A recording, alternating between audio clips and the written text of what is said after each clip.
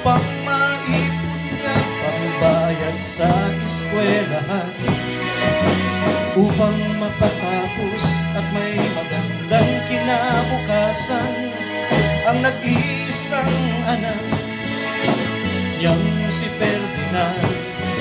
Dumating ang panahon, nagtapos na si Ferdinand, isa ng inhinyero, at siya'y yumaman.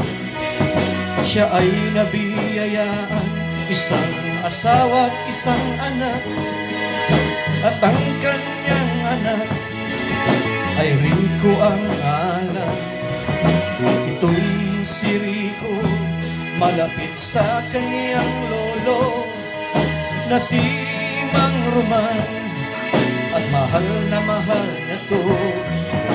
Sa araw-araw na buhay ni Rico, laging nakaalalay ang kanyang lolo.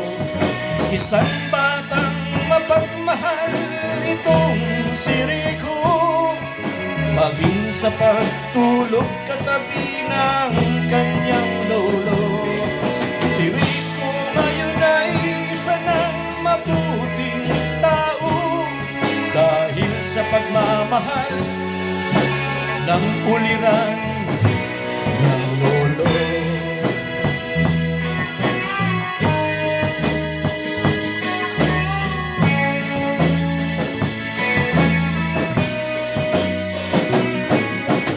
Dumating ang panahon, si Rico ay kolehiyo na, at sa malayong lugar pag-aaralin siya. Siya'y mapapalayo sa magulang at lolo nito upang mapagtapos ng kanyang kurso. At ngayon ay dumating ang paghihina ng katawan, pagkat matanda na itong si Mang Roman. Ngunit si Ferdinand tila walang pakialam, negosyo na lagi ang nasa isipan. Itong si Mang Roman, kahaba-habagang kalagayan, buti pang mga katulong at hindi nagugutuman. At sa bodega pa, doon siya pinatira, upang sa kanyang sakit ay di sila makawa. Dumating ang panahon, nagtapos na si Rico, sa bayang sinilangan makakabalik na to. Di niya maipaliwanag ang tuwa sa kanyang puso, pagkat makikita na niya ang mahal niyang lolo.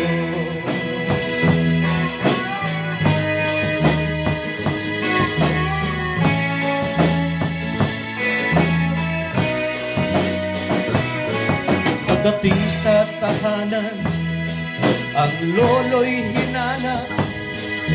Naikot na ang bahay, ngunit di niya mahagilan. Siya'y nakarinig ng umuubong tao, at doon sa bodega nanggagaling ito. Pumunta sa bodega, do'y nakita niya isang kawawang matanda. Kumot ay punit-punit na, bumaba ang dibdib, at di makapaniwala nang lolo niya'y makilala. Bumukal ang mga luha, si Rico'y tumakbo papunta sa kanyang kwarto. Paglabas niya ay unan at bagong kumot ang dala nito. Ang bagong kumot hinati ni Rico.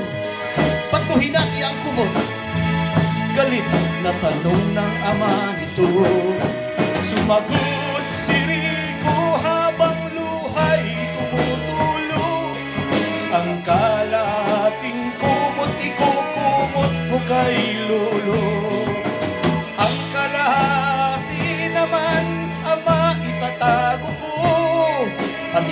Ikukumot ko sa'yo pag mahina na rin ang katawan mo.